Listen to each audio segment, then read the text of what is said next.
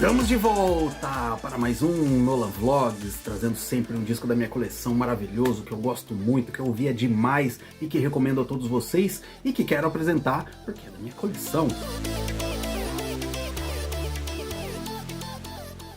E hoje vamos estar falando de um disco pesado, técnico, agressivo, com letras muito interessantes, muito inteligentes e de uma banda que eu adoro.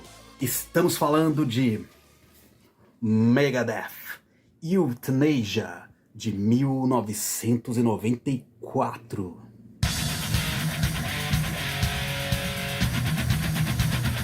Megadeth, falar o que dessa banda? Tudo que deveria ser falado já foi falado dessa banda. Não vamos entrar aqui na história, porque todo mundo já sabe, todo mundo tá cansado de ouvir. Megadeth Euthanasia é o terceiro disco. Calma! É o terceiro disco, não da carreira deles, mas é o terceiro disco da formação clássica do Megadeth. Porque essa formação teve 4 discos, teve mais um depois desse. E quem é a formação clássica? Dave Mustaine e Dave Ellefson, sempre. O super baterista e hoje saudoso Nick Menza. E o Marty Friedman, o Guitar Hero, o Super Guitar Hero, um dos guitarristas que eu mais adoro, mais gosto. E que aqui faz um trabalho perfeito. Ok, então por que você não vai falar dos outros? Sim, iremos, mais pra frente. Mas hoje vamos falar desse aqui, ó. Porque tem uma história muito bacana, muito peculiar minha com esse disco aqui. O Megadeth, quando inaugurou essa formação com o Marty Friedman e o Nick Menza, eles mudaram completamente o conceito de thrash metal. E também foi uma época que o Metallica, o grande concorrente, o grande desafeto na época, a grande mágoa do Dave Mustaine, todo mundo sabe da história, eu não vou ficar aqui repetindo.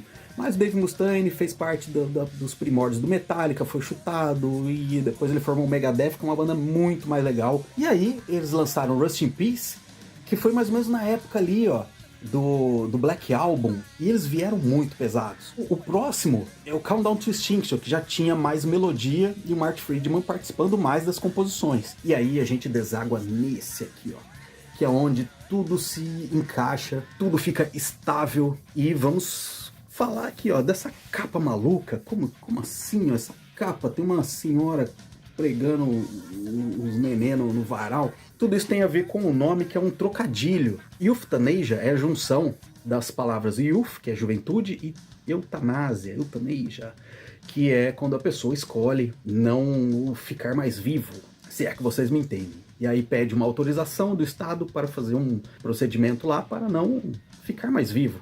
E aqui, esse disco contém letras muito jornalísticas, muito progressistas, e é uma parada meio jornalística, porque o Megadeth sempre teve boas letras também, e letras muito realísticas, né? E nesse caso aqui, o Euthanasia seria tipo a juventude que escolhe ser manipulada, a juventude que escolhe, digamos, não ficar mais viva por causa das comunicações. No caso aqui, TV, a internet estava surgindo ainda de uma forma mais presente na vida das pessoas, né? Ainda não era a internet do jeito que a gente conhece, mas até então não se falava tanto internet, se falava mais de TV. E aqui, ó, a gente tem a contracapa maravilhosa, maravilhosa, o mascote aqui, ó, e aí com uma pequena criança, e aqui o nome das músicas, aí ele abre, tem todas as letras aqui, né? E cada música tem uma ilustração, né? Tem uma foto, alguma coisa assim. E ainda por cima temos mais um encarte aqui, ó, com Dave Mustaine, sua característica camisa branca. Aí os caras aqui, o Dave Ellefson, o Marty Friedman e aqui o Nick Menza, o saudoso Nick Menza. Na turnê desse disco, a turnê desse disco passou pelo Brasil, foi no Monsters of Rock de 1995. E eu estava lá, eu vi essa formação maravilhosa, tocando músicas desse disco aqui, que ao vivo é uma experiência única, porque eu senti o chão tremer, literalmente. A hora que começavam os bumbos do Nick Menza, eu sentia tremer. Uma das bandas mais pesadas ao vivo que eu já vi na minha vida.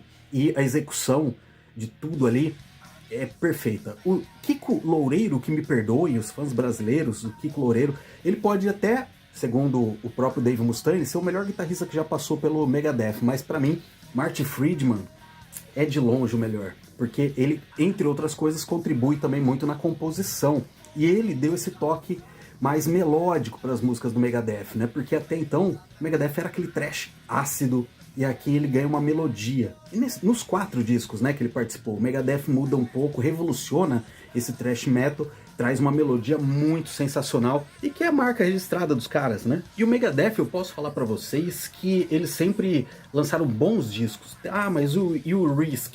O Risk também eu acho legal. É que eles tentaram industrializar mais o som, né? Colocaram umas batidas lá, meio sequenciadas, mas ainda assim é um bom disco. Porém, os posteriores é uma pancada atrás da outra, até hoje.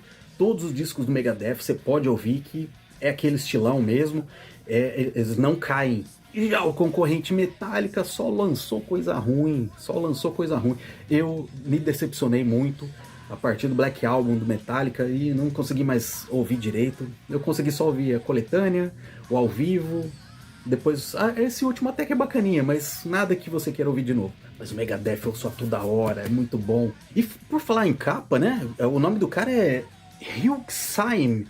E aí me explodiu a cabeça também que o Hugh Syme fazia capas para o Rush, a banda canadense, então estavam em boas mãos. A sonoridade do Megadeth também, assim que começou essa formação, mudou bastante.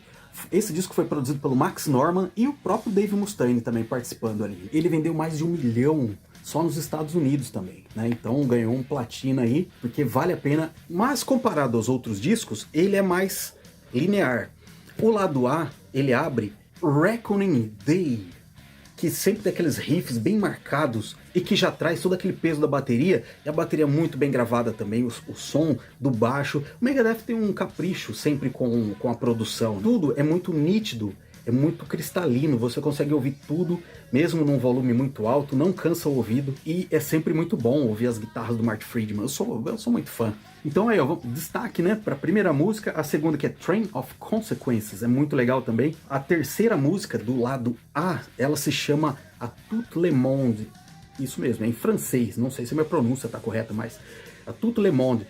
E é uma música muito bonita, porque ela é meio balada, só que não é aquela balada clichê do metal, né, que dedilhadinho, aí depois entra a parte pesada, um refrãozinho, ou até mesmo as baladas do Metallica, né, que começava devagar, depois ia aumentando para virar um thrash metal. Essa daqui é uma balada muito técnica e muito emocional. O Dave Mustaine, nesse disco, ele não tá cantando tão melódico quanto no disco anterior, mas ele mudou bastante, né, o jeito que ele coloca a voz. E aqui ele tá soltando um pouco mais, né, dando uns gritinhos, mas nessa música Tout le Monde você sente aquele peso da interpretação do cara. E aí depois eles até regravaram essa música, mas não precisava, né? Essa música é perfeita do jeito que ela é.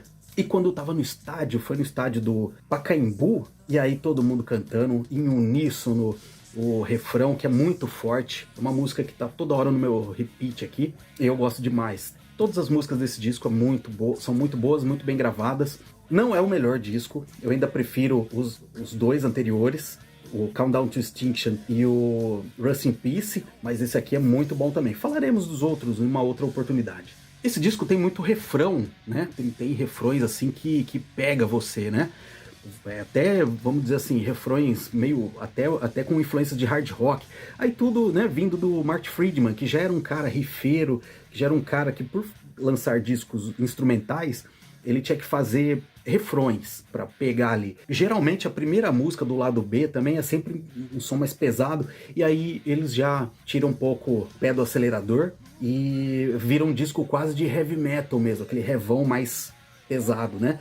Mas no lado B já é um som mais gostoso de ouvir, pra você ouvir no carro, dirigindo, assim, é maravilhoso. E o peso do baixo é muito bom. Tem aquelas músicas que fica só o baixo e bateria,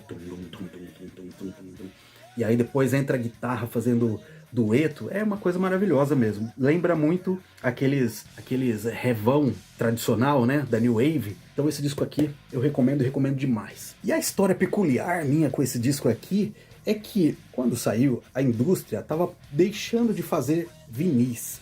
Estavam fazendo mais CDs, porque era muito mais caro e lucrava muito mais. Eu fui numa loja aqui em Marília, que era conhecida por trazer coisas. E o dono da loja falou: impossível, porque eu pedi um vinil. Não é porque, nossa, eu sou colecionador de vinil. Não, porque era mais barato. E o dono dessa loja falou: eu duvido, não existe. Esse disco em vinil já é exclusivamente em CD. E eu tenho o CD aqui. E era 4 vezes o valor. Eu falei, não é possível. E aí existia uma loja que anunciava na Rock Brigade. Eu falei dessa revista em outros episódios. Ela anunciava. E aí eu mandei uma carta. Isso mesmo. As pessoas mandavam cartas. Até os anos 90 ali mandava carta. E eu recebi o catálogo. O main list de hoje era isso daí. Você mandava uma carta para a loja deixava você ali com todos os seus dados registrados, e quando mandava carta geral, que era tinha um nome isso daí, que quando uma loja despachava tudo de uma vez, né? Aí chegava para mim todo mês catálogo dessa loja, sensacional, não sei se existe ainda, Heavy Metal Rock de Americana. Se vocês existirem e estiverem por um acaso, quem sabe assistindo esse vídeo, falar que vocês moldaram caráter, porque aí tinha no catálogo. Eu falei, vou encomendar. E naquela época você comprava vale postal, olha aí, você comprava vale postal, colocava dentro da cartinha, mandava pro endereço, e aí eles trocavam vale postal por dinheiro, colocavam essa belezura aqui no correio e você recebia em casa. Ou, se você não tivesse em casa, o carteiro deixava um cupom ali, um bilhete, você com aquele bilhete você se dirigia à agência do correio, que estava no papel, e você retirava. E aí eu retirei, eu vi aquela coisa maravilhosa, já tirei, porque ela vinha embalada, né, num papelão assim. E aí o que eu fiz? Coloquei debaixo do braço e passei em frente à loja. E ainda falei assim, olha só, agora existe. Então isso aí foi de uma satisfação tão grande. O cara falou, não existe, não existe, não existe. Lógico que existe, né? E se existe, alguém tá vendendo. Então foi uma das coisas mais satisfatórias fazer isso daí, e depois muito satisfatório chegar em casa com essa belezura. Capitol Records, né? Aqui foi distribuído pela Capitol Records.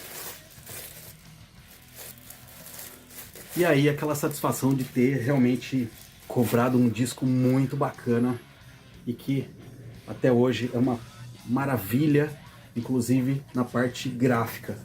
Então, pessoal, o disco de hoje, Megadeth Euthanasia, ouçam, curtam, porque o Megadeth é uma banda que sempre se manteve muito boa, com ótimos músicos, muda sempre, né, a formação, mas sempre mantendo o alto nível das músicas. Então é isso, pessoal. Se chegou até aqui, considera se inscrever no canal, dá um joinha, se inscreve porque vai estar ajudando demais a gente. Aproveita e siga-nos no Instagram e siga-nos no Spotify, onde eu posto todos os meus trabalhos musicais. Então, pessoal, ficamos por aqui. É isso e até uma próxima.